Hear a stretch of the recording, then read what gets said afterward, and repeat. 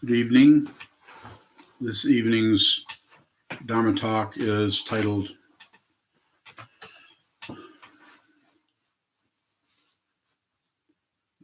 Action Flood. Action, flood, flooded action. Everything's flooded with this and that and movement this way and this way. And we keep adding and subtracting and dividing and coming this way and coming that way, going this way, going that way. It's kind of mesmerizing, and it's kind of guides us, and it causes us to show up with wanting this, not wanting that. It's a constant movement all the time. Trungpa Rinpoche used to call it speedy mind, very speedy and very on the move. The idea, I was endeavoring to come up with a little bit better title, but that's what showed up. So it's the idea of things being flooded with movement this way and that way. Even our sitting meditation, sometimes when we sit down to train the mind to look very clearly at what is coming and going and just observe without grasping, rejecting, or shutting down, we quite often can get flooded with that. And interestingly enough, that it's just about observing that. If you join it, either by actually joining, or if you join it by rejecting it, which is another kind of joining, or opposing something, you give it its singularity, its separateness by, I don't want that, I don't like that, I'm against that, I want to stop that. It's like wanting to stop your mind from chattering. Not a good idea. I'm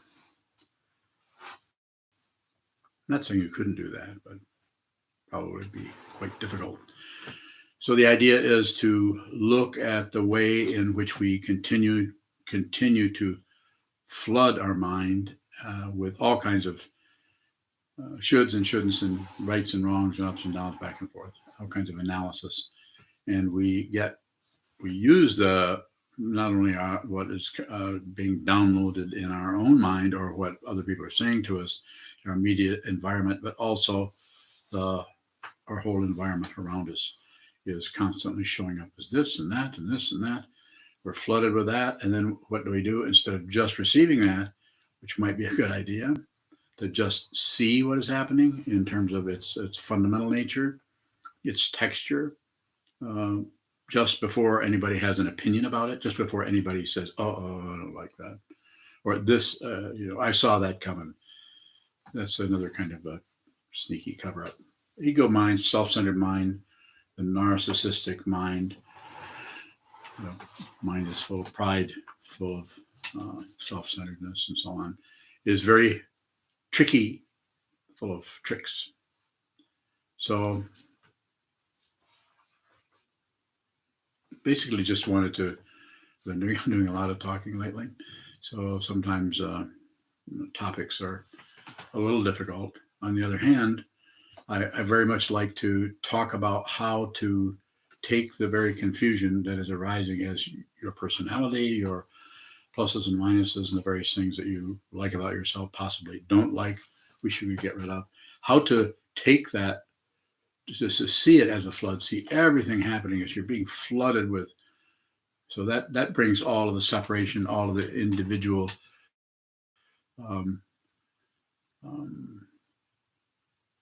individual objects or thoughts or patterns or memories or perceptions or estimations, evaluations, and all the other Asians.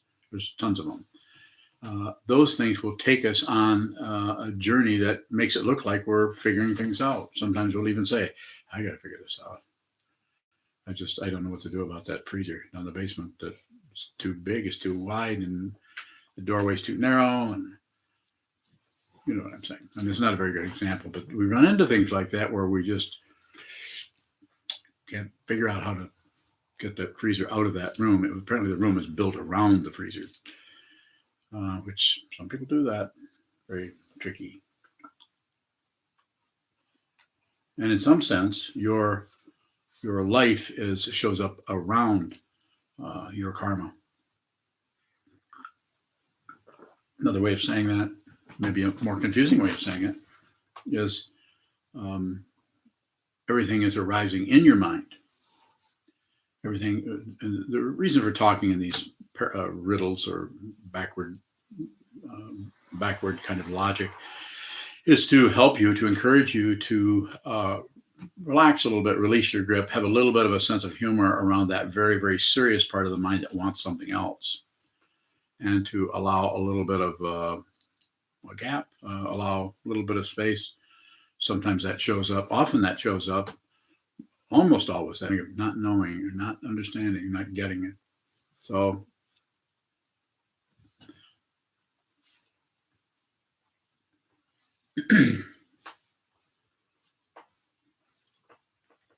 very difficult to return to space, whether in sitting meditation or post meditation, in everyday life situation.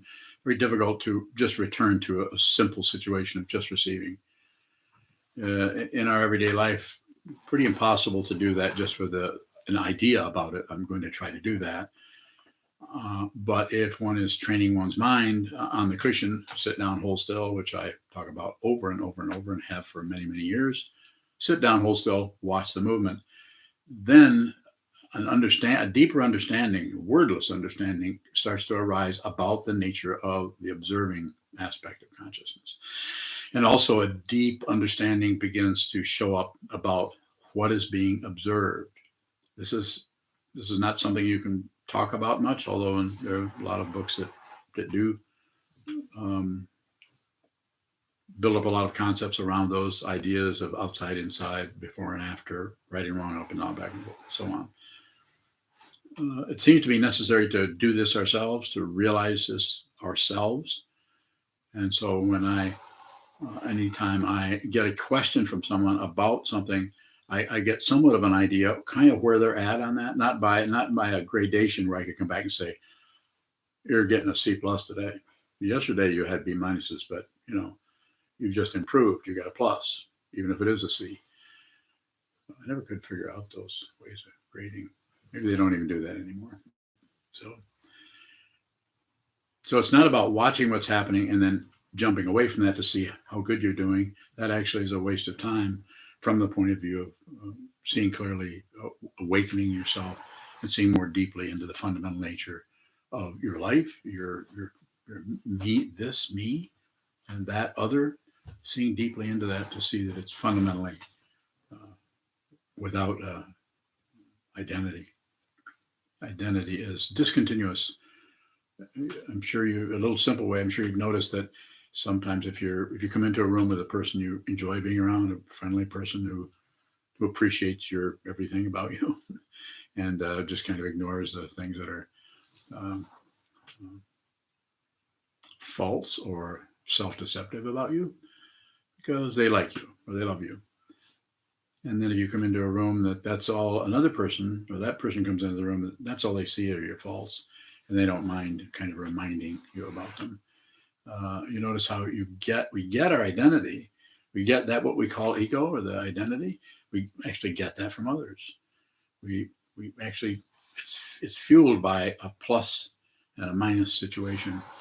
If you're clear about what this is, and you're clear about what identity is, I'm not saying those won't show up as feeling not so good and feeling better, but they won't go any further than that. It'll just be that feeling. And then if you try to take it any further, there's no one who's going to accept that or reject that or look away. There's no person there. There is a consciousness is observing that very clearly, maybe more clearly than it ever has observed it. Because it not only sees that, it sees the motivation behind the person who said that. It sees the motivation behind and about the person that you are that is untrue. In other words, identity doesn't go anywhere. But we keep looking for it to disappear as we meditate. I wonder, am I less egotistical? We might even ask our friend, slip them a couple bucks. Am I doing better? Tell my friends, tell my wife how good I'm doing. What a nice person I am. Always about a relative kind of, anytime you're looking for something else about this, something else about this, something else about this, then that's the very nature of what the Buddha pointed out 2,500 years ago. Prasidya Samutpada, dependent origination.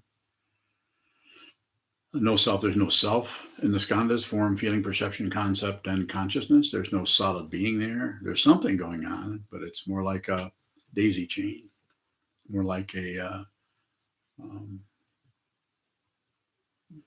energy, different kinds of energy, different kinds of consciousness, and different aspects or qualities of consciousness comes together and locks arms and protects some kind of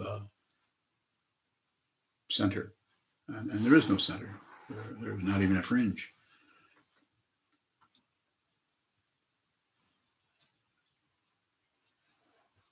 Junshu has a question. Yes. She asks, actually she has two. The first is, what is the nature of movement?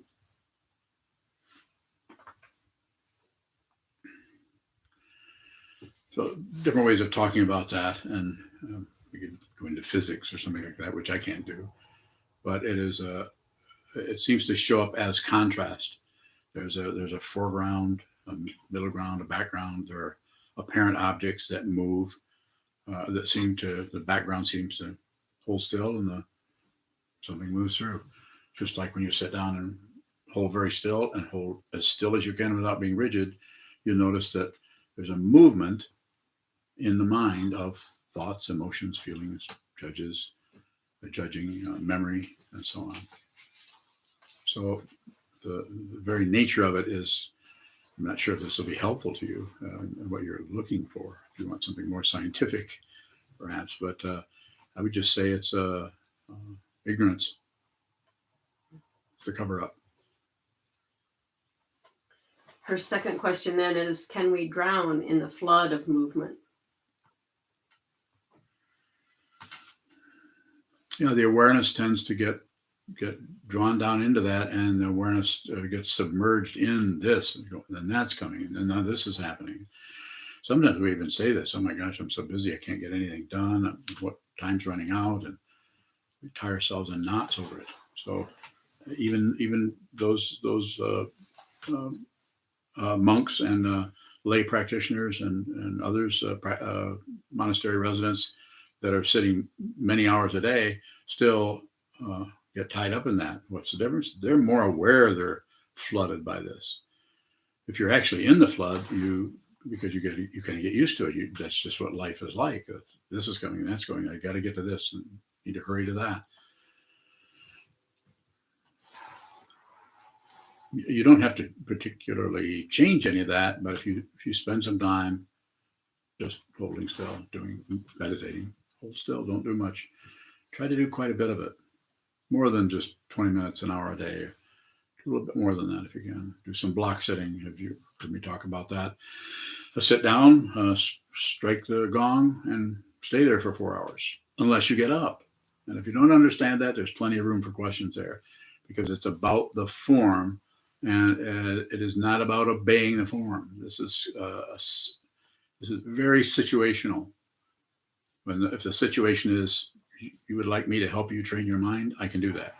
And how would I do that? Sit down and use forms to help you with your awareness, rather than just get a strong compliment to your narcissism about how good you are at always obeying or following the forms, or doing a perfect gasho, or completely coming and tending the altar and lighting incense, and never doing anything wrong, making an extra noise or dropping anything, bumping into anything.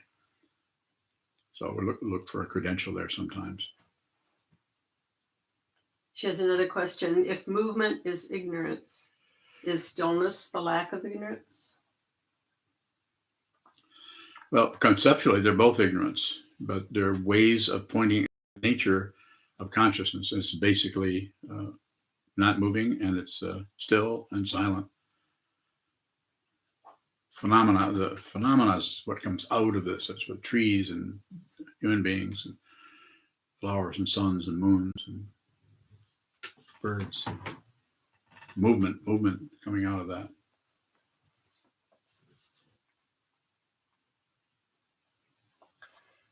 Shoto has a question. What is trained during the 4-hour block set if it's not about sitting the whole time? What is trained is the awareness. What shows up there is the way you, in your particular neurosis, use the common Western term, your neurosis, your difficulty, your confusion, your self-deception about wanting this and wanting that, and not wanting this, and getting tired of that happening, and wishing for more of this and more of that, and so on. So what is trained is the awareness, prajna, the wisdom which crosses over between this and that, between the polarity, the wisdom that begins to see deeply into the nature of relative truth, deeply into it, and sees that it's a lie, it's untrue. And so, to go back to your question, what is trained is just the awareness itself. So it's not a what, it's not a thing, it's not a phenomena. It's what we're doing. You could even say that we're training the ego mind, the self-centered mind, the pushing and pulling mind to just slow down, back up a few inches, and allow the spaciousness that's already there. It's like the cloud that's been floating through the sky finally looks around and sees that it's there's sky everywhere. There's nothing else anywhere. So it may show up as training, as noticing that you're not quite so quick to jump on an opinion or an idea about yourself or someone else. You give the benefit of the doubt. Give the benefit of the doubt to the person who functions as the teacher. You give the benefit of the doubt to other practitioners who are also studying with that teacher, and studying maybe in the same texts, same teaching. Give them the benefit of the doubt, even though you see they're confused in some way that you're not quite sure what that is, because your kind of confusion is you might have it all figured out, and they don't. Yes. Eric Wilson asks, can we decide to stop indulging emotions, identity, or do we have to exhaust ourselves? That's the only two choices I get. Mm-hmm. So far. I had another one, but if I have to pick one of those, then I would say probably exhaust, but you won't feel exhausted. I might have other responses, but when I get just either or, it's pretty much trapped me there.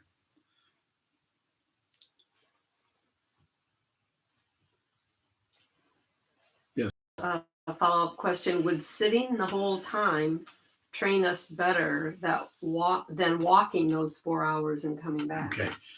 So here, let's go this. You come in and you sit down. This is just something that I don't know if it came from somewhere else, but it seems like something that showed up here. So I'm not saying somebody else isn't doing it somewhere. My way of understanding forms is to observe the forms, not to obey them or follow them, because you can get really good at obeying and following and actually develop a fine patina around the self-centered mind that doesn't do anything but just show up as a pretty smart and pretty wise and pretty ahead of the game and pretty much able to just stay with all the forms much better than other people. So the idea is you set up the form and you start, and it's 1 o'clock, and 4 hours later you come back, or you're still there and you do that. That's the way you do it on your own or by yourself. And hold the form as long as you can, and then notice what happens when you get up to leave. If after 25 minutes, then no one's sitting behind you with a stick, at least not in our monastery.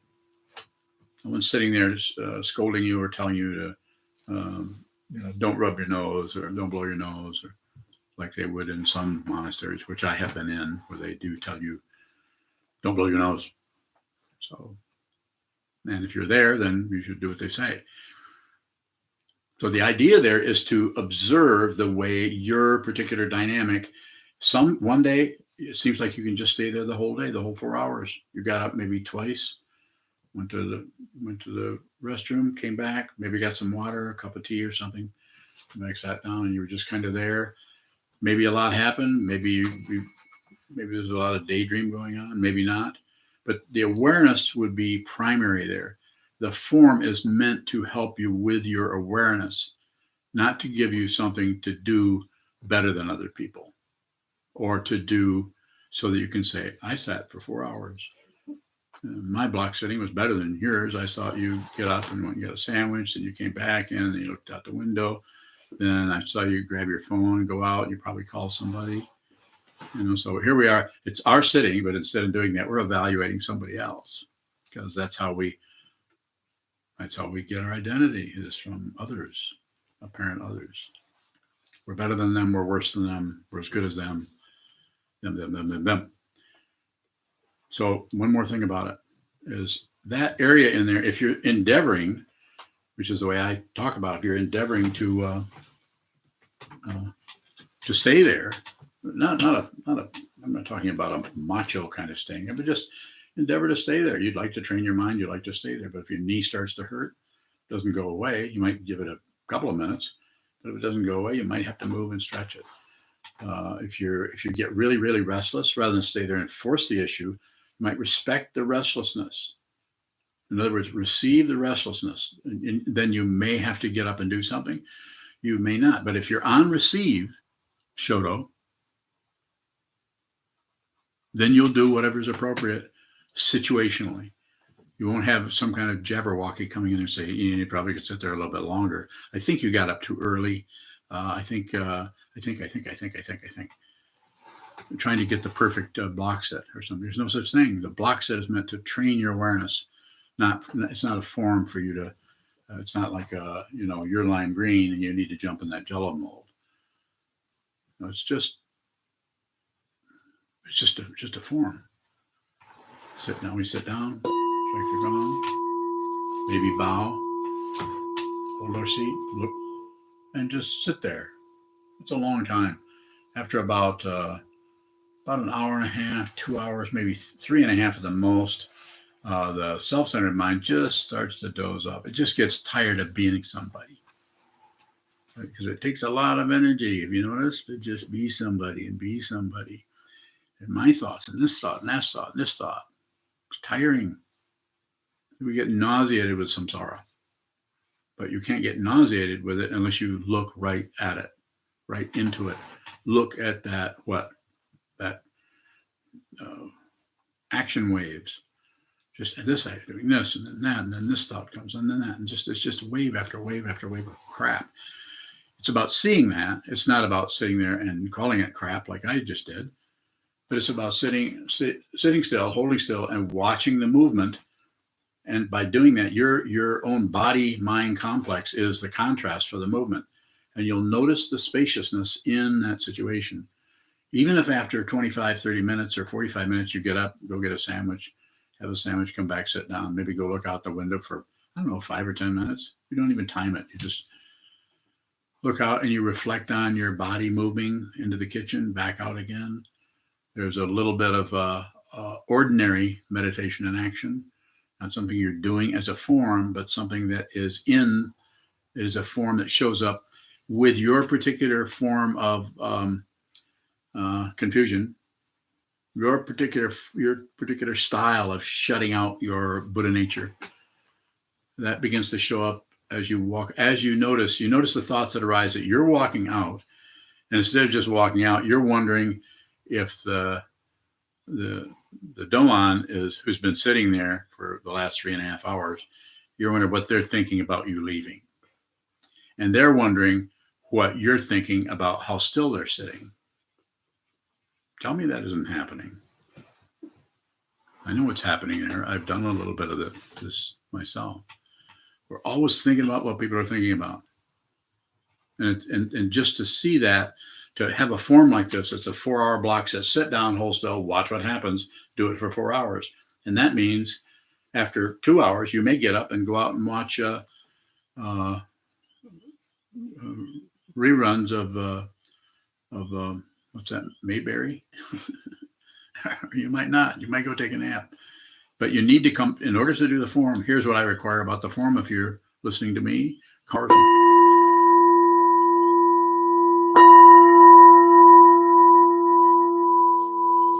End the form. And then you have an understanding of what that form is for you. Someone sitting right next to you might have sat the entire form, hardly even moving at all. As far as you're concerned, that means nothing. When I say nothing, Of course, it's going to mean something, but just don't take whatever arises. That's fine. But anything on top of that, like, well, I shouldn't be thinking that. Whatever you're thinking about that is exactly perfect. And it will show up that way because that's where you're at in grade school. I'm not saying we're in grade school, but I mean, that's where we're at in the path is whatever happens, that's it. And if you do anything with it, you just spin in that area until you eventually see that that is just that. And then we find, without any movement at all, we find we're seeing things from a little bit different understanding than we were before. We realize that sitting and not sitting are not that much different, but that doesn't mean that you can just, well, I'm not going to sit anymore. I think I'm pretty enlightened. If you think you're enlightened, come and talk to me about it. I'd love to hear that story.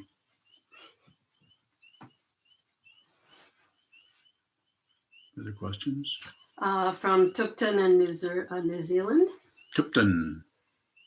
She says, my ego mind has long thought it could only rely on this person. Now I find I can't rely on that either. Is there more beyond awareness I can do with the arising Post-it note of disappointment? Just read them, but don't read them twice. And don't, after you read the Post-it note, don't add 3 more to it. You got one yellow one, now you need a couple of pink ones in there, maybe some salmon colored ones. I'm not trying to make fun of you. I'm just saying that don't add. Don't do the math. Be a simple. Just simply receive that. Be kind to yourself and just treat those aspects of your mind, those shreds of thought patterns, those waves of the mind. When they come, just be welcoming. Just let them come. If you can, don't make up Post-it notes. But if Post-it notes arise spontaneously, greet them. It's one of the things you can say if it helps us. You don't have to do this, but you could say it in your mind's ear. Thank you very much. I have no complaints whatsoever. Thank you. It's like reverse generosity, or maybe it's not even reverse. It's just greeting everything and being very kind and generous and welcoming. Give everything your attention. You don't have to love something. You just have to see that there isn't anything but that. And it's not some fancy kind of emotion. Love, actual deep love or karuna, is not an emotion, not a feeling. There may be feelings flying around, just like birds in the sky. But the sky doesn't see one thing or another. It just sees wisdom.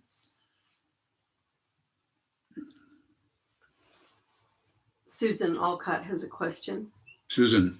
Please describe the gap or space for increasing awareness. The gap or space.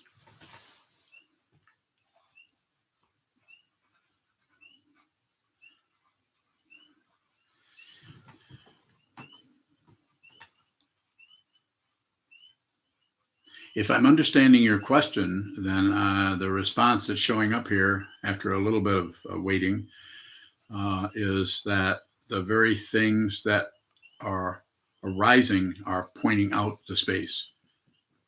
The very thing that is showing up is the space. It's not separate from the space. It just looks that way.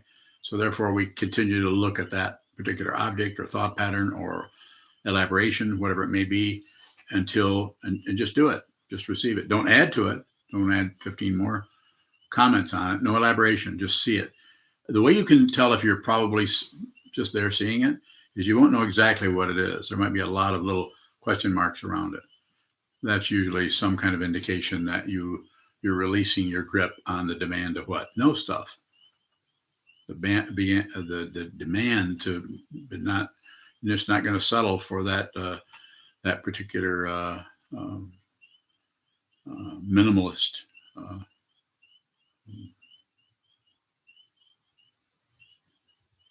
situation that is coming at you. But do it anyway. Keep it very simple. Be a simpleton, you could say, not the identity of a simpleton, but take a simple approach. Just receive. Do a lot of it. I don't know. This probably can be done by sitting an hour a day or something like that. But it certainly doesn't look like it. It seems to be necessary to set some time aside, either an hour a day or 2 hours a day, 4 hours a day, perhaps 4 hours a month. But set aside some daily, if you can, even if it's a few minutes, some daily, and then try to find some time, plan it ahead a little bit, and sit for 4 or 5 hours, or join a retreat. We may, I don't know, we have 2 online 4-hour block sits every Thursday morning from 7 till 11 and from 1 till 5. We do anything but sit. We chant no sutras. Nothing is read. There's no book study that day. We just, somebody comes in and strikes the bell. We sit there for 4 hours. And some people get up and walk out and come back. And some people come back and sit for an hour and then leave. You're totally welcome to come and go, either on Zoom or, of course, in the monastery, you can't come and go because that's pretty much COVID-19 parabola. So just watch the movement without adding or without particularly strategizing about how to get more awareness.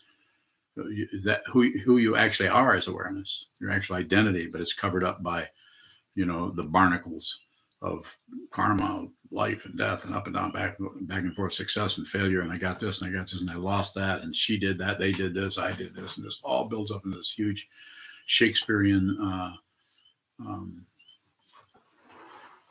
labyrinth of all the things that have happened and come and gone and come and gone. Here we are again, except this time you've stumbled into the Buddha's Dharma, which is saying, take another look at this before the body-mind goes back into the elements. Find out who this is. Not this guy, but find out who that is. Find out who that is. So there's no doubt. You don't have to get your identity from me or from anyone.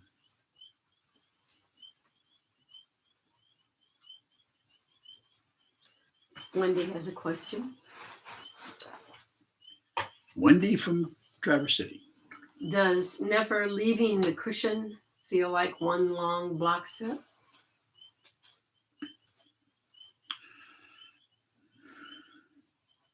Wendy, do you carry your cushion around with you everywhere? Stitch your butt? There's different ways I can interpret that. So I'm not sure where you're going with it. Maybe you could clarify a little bit. I could respond to it.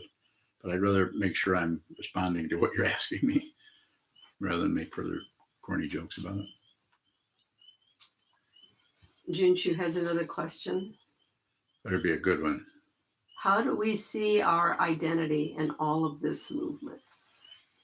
How do we see our identity in all of this movement? If you see all of the movement, that is your identity, not separate. But you have to see every single inch of it, scratch, every pinpoint, every little piece of glomeruli in your kidneys. You have to see everything. And another way of saying it is everything is your identity. You're right in front of you. This is one reason to have a teacher, is so that the mind of the teacher and the mind of the student, you can see they're not two different things. Until you see that, continue to practice, continue to sit, continue to question, continue. Jusho has a question. The flood seems more intense during sitting practice. Is that because I am less aware off the cushion, or is it because the flood gets intensified during sitting practice? Damn, another one of those either-or questions. This is again. Is that because? The flood seems more intense during sitting practice. Okay, wait. Yep. Is that because I am less aware off the cushion? Wait. Let me think about that. Okay. Or now, if I were to ask Unyo that, she's a real smart ass. She would say, yes. Does it all the time. But since you're asking me, I'm going to try to give you the benefit of the doubt. And I'm going to say, if I understand how that question is arising, I would just say you're just seeing the variable nature of it, that there's no footholds or handholds anywhere, and any kind of imputation or concept about any end of that or of that polarity situation will change in order to promote what? That one who is looking for a thing that is the truth or is right or is correct. So that the questions they're fine, and I don't mind the either or. That's fine. But the identity that is looking for that's what we need to say. Who wants to know? Who wants to know that? What is that I want to know? Who is that wants to know that? That may, I'm not saying you would have to make that kind of a specification, but any kind of elaboration around that just seems to get very circular, although it can seem quite appropriate and even erudite to say, oh, it could be this or could be that, and you, me, and anyone. I mean, probably even Shoka, maybe, could come in and explain that. Sorry, Shoka, I had to use somebody. When Wendy's response to your question Uh-oh. is, haha, just quoting you. Oh. I said that? She is trying to embarrass me, isn't she? Never leaving the cushion. One long block. Mm-hmm. It's pretty good. Yes, to your question. Juzan has a question. Yes.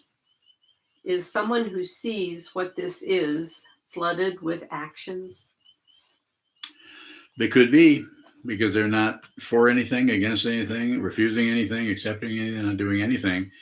But when I say but, even but is extra. It's just this, always. It may be flood, it may be, but it's all completely unreal. And it is dependently arisen. It's the attachment to the flood. But in order to see, and hear me say but again, in order to see that, you have to see, in order to see the flood part and acknowledge it, what it is, like just a kind of useless or meaningless, or it's just a lot of energy being expelled. We have to watch the way in which we are attached to what is flooding us, attached to right, attached to wrong, attached. Hope and fear. Our whole society is, you hear, especially with the COVID-19, you hear people talking about hope. People title their books, Hope in Hard Times, or Hope when everything is hopeless, here's some hope. And the very idea of hope, it's not that we don't have a little bit of that, but we tend to overdo that. And it does not deal with fear in an appropriate way. It tries to banish fear by just having hope. Shoka has a question. Yes. He asks, what does not getting your identity from others look like? Well, you would know who you are. This doesn't mean that someone's criticism of you wouldn't, or like situations you run into recently where you're upset about what somebody said about what somebody did or something like that. That I'm not saying that might not be aggravating, but you'd also see deeply why that was happening, and you would also see deeply how you personally get hooked by anybody taking your inventory about anything. It's not just you see someone's doing that. You see someone's doing that and you're pissed. You don't like it. You're upset about it. Not wrong. It's just dependent origination. And so it's that, but what is missed by that is that the one who is upset is unreal. The thing that's happening is totally about dependent origination. But there's no actual being. There's a body-mind complex, but there's no solid identity by the name of Shoka or Justin or any. There's no solid person, and if we see that, then anger may come and it may go, but it will not leave a mark on the sky. The anger may show up because, depending on the reason, you're still in a body form, bound to have emotions come and go. I've been doing this a long time, and emotions, sometimes I'll even say, and because I'm trying to convey what this is about, I say nothing has happened. And then people who knew me 20, 30 years ago will say, yeah, something's changed. There's something different about you. But not exactly. Shoto asks, is it the ego who wants to know? Yeah, it's the ego, the part of the mind that thinks something is missing and it needs something, wants something, or is not going to get something, or deserves something, or doesn't deserve something. So yeah, it's the construct of me and myself, and my ideas and my feelings. You're doing it all the time, and not just you, but anyone is doing this all the time. Some people get very, very fancy at it, so it's very hard to see that there's a self-centeredness behind it, but there usually is on some level.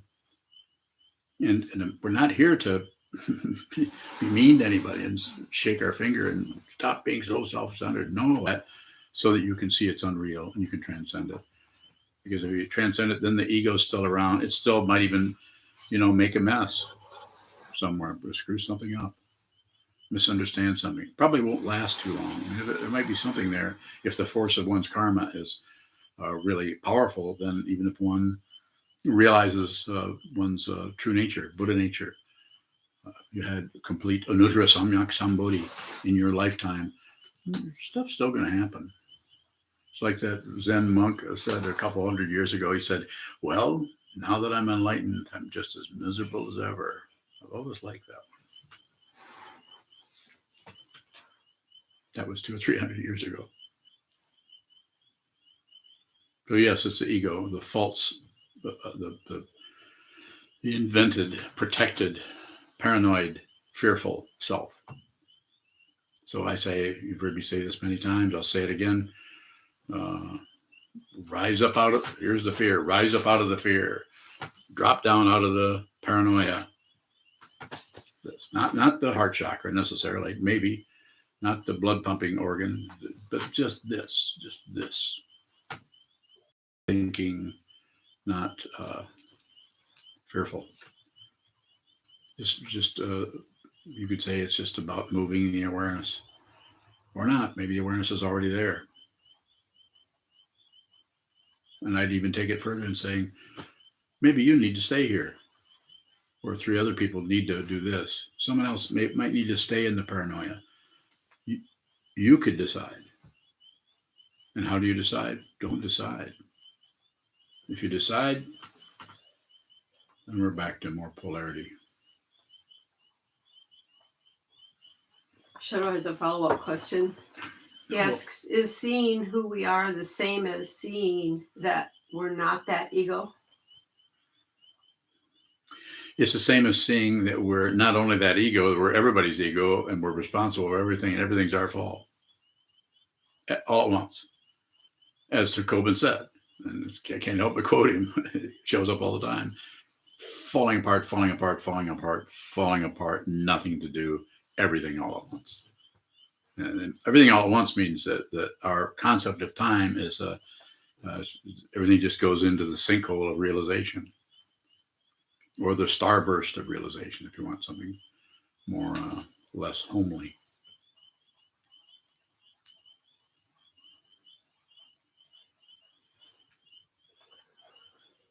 Senshu has a question. Senshu. If we see ourselves moving, is the movement still confusion?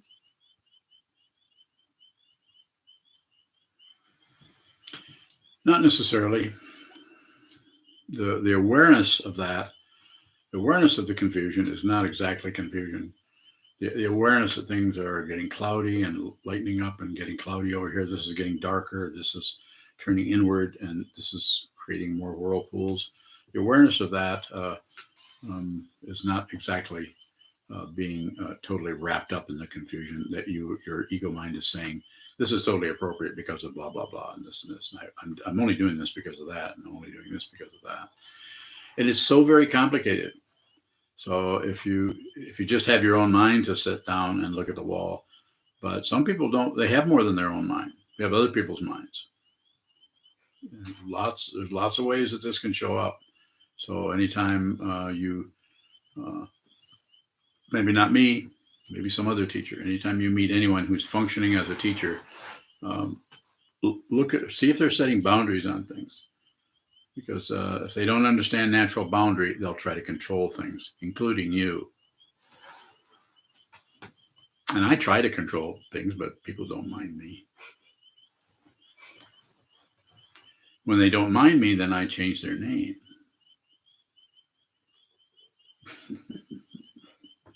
You know who you are.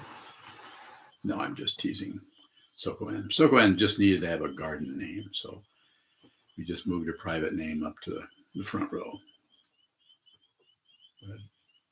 And a question here came through email earlier today from Nettie in Berlin.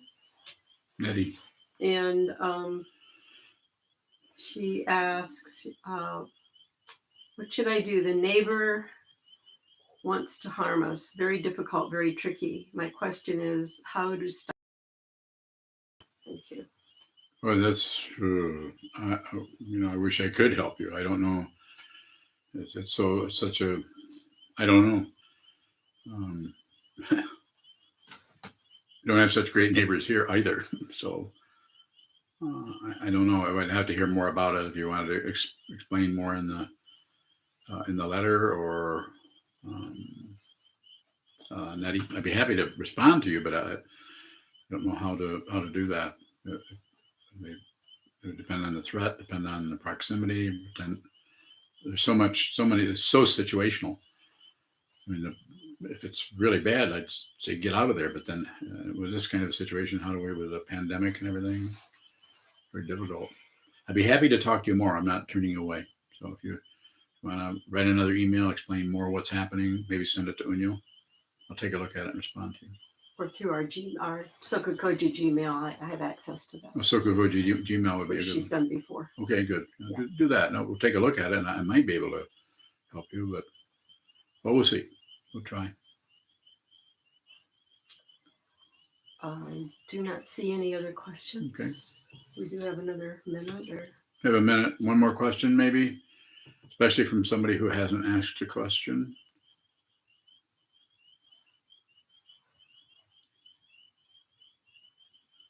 All right, from somebody who's asked a question.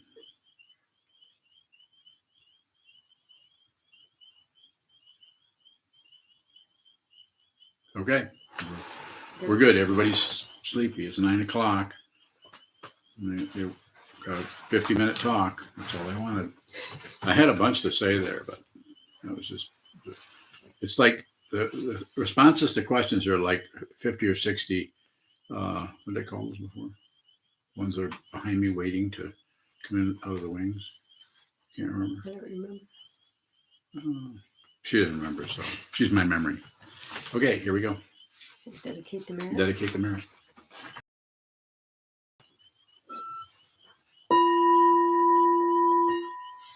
May the merit of this penetrate into all places so that we and every sentient being together can realize the Buddha's way. Jiho san chi shi pu chi san bu sa moko sa moko ja mi. The 10 directions, the 3 worlds, all Buddhas, all venerable ones, Bodhisattvas, Mahasattvas, the great Prajna Paramita.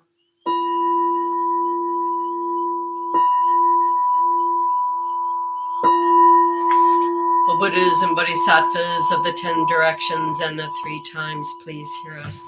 Please come down out of the light and protect SokukoJi Buddhist Temple Monastery, our Sangha, families, friends, and visitors. Heal everyone who is unhappy, sick, or suffering, and fill them with light. So, Kevin, I see your question there. to you about if you wanted to contact me relating to people who have multiple minds. I deal with that quite often. Have one of those myself. Namaste and adios.